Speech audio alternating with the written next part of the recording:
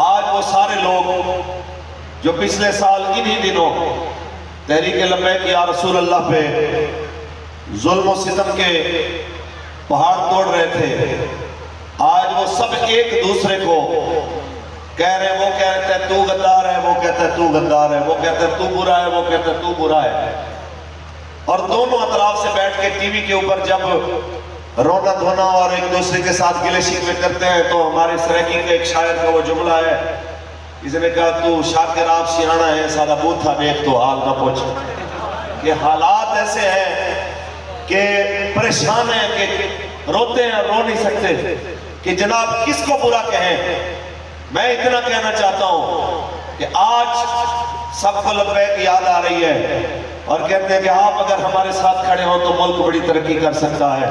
آپ ہمارے ساتھ کھڑے ہوں تو ملک کو جناب ہم عظیم تر بنا سکتے ہیں۔ تو ہم انہیں ایک ہی بات کہنا چاہتے ہیں، آپ آج رسول اللہ کے دین کے ساتھ آ کے کھڑے ہو جائیں، ہم سب کے ساتھ کھڑے ہونے کو تیار ہیں۔ لیکن تم کہتے ہو کہ تخت پہ دین نہ ہو اور تمہیں لایا جائے، تو یاد رکھنا کہ محمد بختیار رضوی شہید رحمت اللہ علیہ جیسے شہیدوں کا خون ہم نے تم جیسوں کو تخت پہ بٹھانے کے لیے نہیں دیا، ہم سب کا خون صرف اس لیے ہے کہ آیا آیا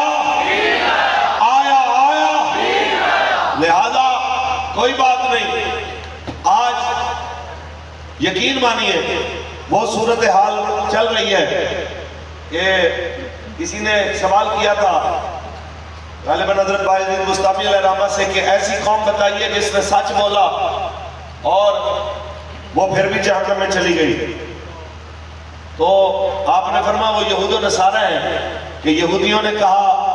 کہ عیسائی جھوٹے ہیں، عیسائیوں نے کہا یہودی جھوٹے ہیں، حالانکہ دونوں ہی جھوٹے تھے، اس بات میں وہ سچے تھے،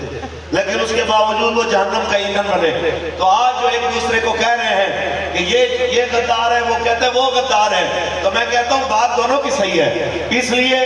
یہ غداری کم نہیں ہے کہ کوئی ختم نبوت اور ناموس رسالت کے معاملے میں غداری کرے اور پھر بھی کہے میں عاشق رسول ہوں، کوئی جناب 34 جناب اعلیٰ محمد عربی کے غلاموں کو شہید کرے اور پھر بھی کہے میں ریاست مدینہ کا لمبردار ہوں، اور کوئی پھر اس کی پشت پہ کھڑا ہو اور ٹویٹیں کرتا ہو کہ جب انہیں کہا جائے زمین پہ فساد مت پھیلاؤ تو وہ کہتے ہیں کہ جناب ہم تو اصلاح کرنے والے ہیں۔ پتر سکون آیا،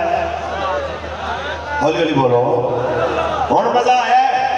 کہنے لگے میں کبھی بھی سامنے نہ آتا، یہ میرے جوانوں کا مذاق اڑایا گیا، ہمارے جناب اعلیٰ ادارے کا مذاق اڑایا گیا تو مجھے آنا پڑا۔ اور خدا کے بندو اگر تب آپ میدان میں آتے جب رسول اللہ کی ناموس پہ حملہ کیا گیا تھا، جب ختم نبوت پہ حتیٰ کہ فرانس کے اندر سرکاری طور پہ نبی علیہ السلام کی اہانت کی گئی تھی، آپ اگر اس وقت میدان میں آتے پوری قوم آپ کے نام پہ جان دینے کے لیے میدان میں کھڑی ہوتی۔ آج بختیار رضوی شہید کے سالانہ عرس کے موقع پہ علماء، مشائخ، بڑے بڑے چودھری، بڑے بڑے ڈیرے دار، بڑی بڑی گاڑیوں والے، اربوں پتی لوگ کس لیے آپ کے شہید کو خراج عقیدت پیش کرنے کے لیے آئے ہیں؟ یہ ان کے دولت اور منصب کی وجہ سے نہیں آئے، یہ اس لیے آئے کہ وہ جو افریقہ کے جنگل میں حضرت سفینہ کو شیر نے کہا تھا، فرمانے لگے کہ میں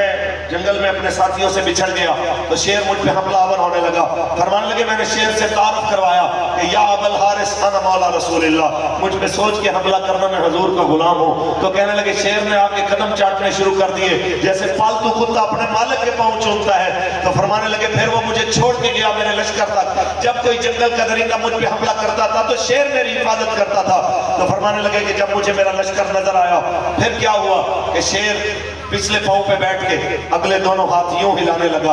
اور پھر دوسرے لفظوں میں اگر پنجابی میں ترجمہ کریں تو شیر نے حضرت سفینہ کو کیا کہا کہ آنکھیں شیر سفینہ دائیں۔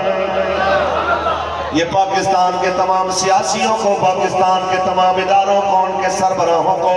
تحریک لبیک یا رسول اللہ کا منشور ہے سمجھ آ جانا چاہیے کہ آنکھیں شیر سفینہ تائیں